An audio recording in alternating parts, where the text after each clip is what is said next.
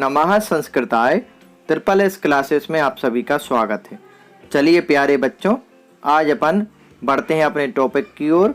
आज अपन समास पढ़ेंगे, समासः। अब अपन आज समास पढ़ेंगे। आपको मैं बता दूं कि इससे पहले मैं संधि को पढ़ा चुका हूं।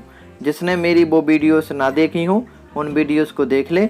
मैंने स्वर संधि, व्यंजन संधि, विसर्ग संधि, सभी संधियों को आसान ट्रिक के साथ में पढ़ाया है और वही एग्जाम्पल दिए हैं जो प्रतियोगिता परीक्षाओं में पूछे जाते हैं।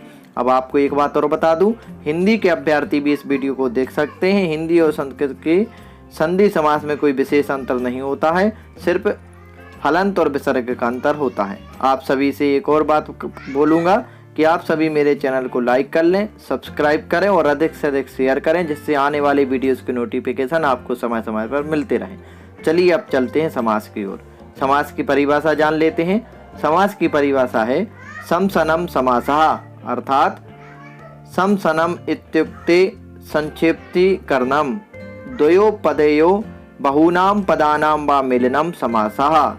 समास मध्ये पदानां विभक्तीनां लोपा भवति, अर्थात समास का अर्थ है संक्षेप करना, छोटा करना, दो या दो से अधिक शब्दों की विभक्ति हटाकर और उन्हें एक साथ जोड़कर एक शब्द बनाने की प्रक्रिया को समास कहते हैं। जो संधि रहता था वह वर्णों का मेल रहता था, यह शब्दों का मेल होता है।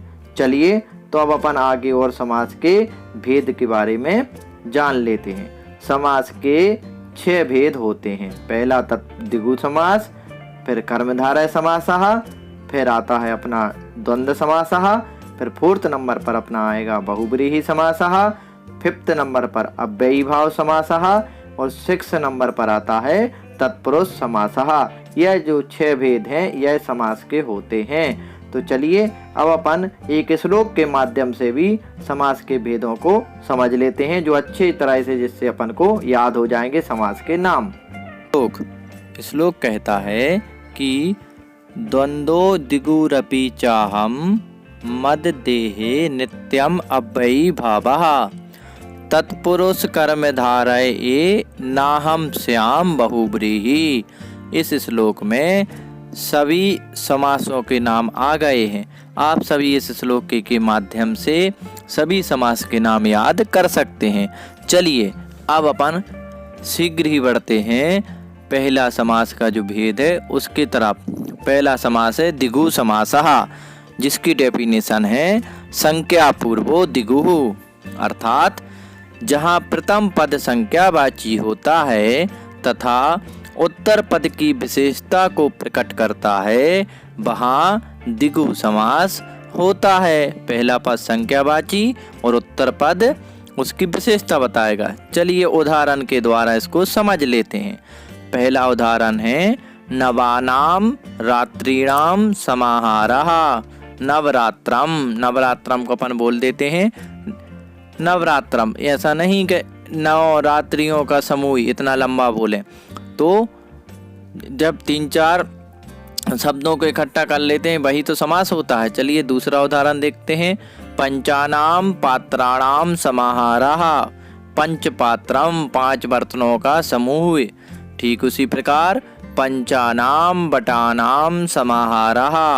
पंचवटी, 5 बटों का समूह। चलिए अब आगे कुछ और उदाहरण भी देख लेते हैं। त्रयाणाम पथाम समाहारः। त्रिपथम, 3 रास्ते, तिराहा जिसे बोलते हैं। आगे देखिए शतानाम अब्दानाम समाहारः। शताब्दी, शताब्दी मतलब 100 वर्षों का समूह। बोलते ना 21वीं शताब्दी चल रही है। फिर त्रयाणाम भुवनानाम समाहारः। त्रिभुवनम अर्थात 3 भवनों का समूह। फिर त्रयाणाम लोकानाम समाहारः।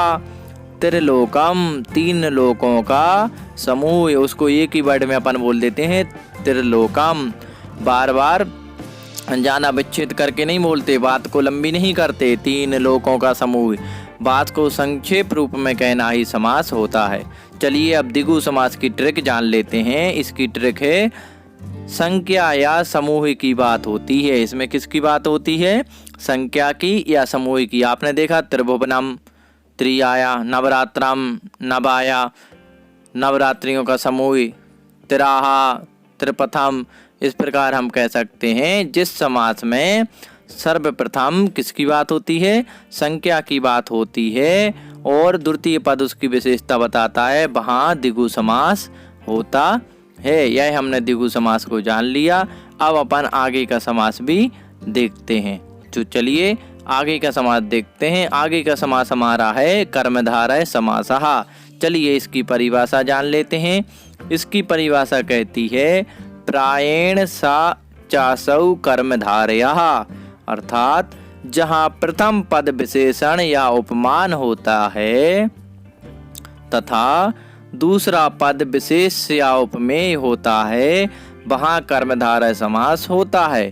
पहला पद विशेषण या उपमान और द्वितीय पद विशेष या उपमेय।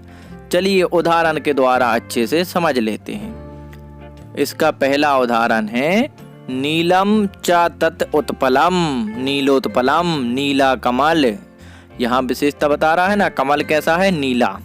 घन एव श्यामः, घन श्यामः, बादल के समान काला। किसके समान काला, बादल के समान। महान चासौ देवः, महादेवः, देवता कैसे हैं, महान है, विशेषता बता दी। कृष्णः चासौ सर्पः, कृष्ण सर्पः, काला सांप, सांप है काला। महान चासौ पुरुषः, महापुरुषः, पुरुष कैसे हैं, महान हैं। तो यहाँ पर क्या हो रहा है, विशेषता बताई जा रही है या तुलना की जा रही है। तो चलिए कर्मधारय समास की भी ट्रिक को जान लेते हैं। इसकी ट्रिक है कि किसी की विशेषता बताई जाती है या किसी की तुलना किसी से की जाती है। देखिए घनश्याम, बादल के समान काला, विशेषता यहाँ तुलना की गई ना। जैसे अपन बोलते हैं ना नारियल के समान गोरा, ठीक उसी प्रकार महान देवता, देवता तो हैं पर कैसे हैं, महान हैं। नीलोत्पलम, कमल है पर कैसा है, नीला है। तो यह हमारा कर्मधारय समास था। आगे के समास अपन नेक्स्ट पार्ट में पढ़ेंगे। जिसको वीडियो अच्छी लगी हो वह वीडियो को लाइक करें, सब्सक्राइब करें और अधिक से अधिक शेयर करें, जिससे आने वाले वीडियोस के नोटिफिकेशन आपको मिलते रहें। तो बेल आइकॉन को भी प्रेस कर ले। अब मैं नेक्स्ट पार्ट में आपको आगे के समास पढ़ाऊंगा। तब तक के लिए जय हिंद, जय भारत, वंदे मातरम, नमः संस्कृताय।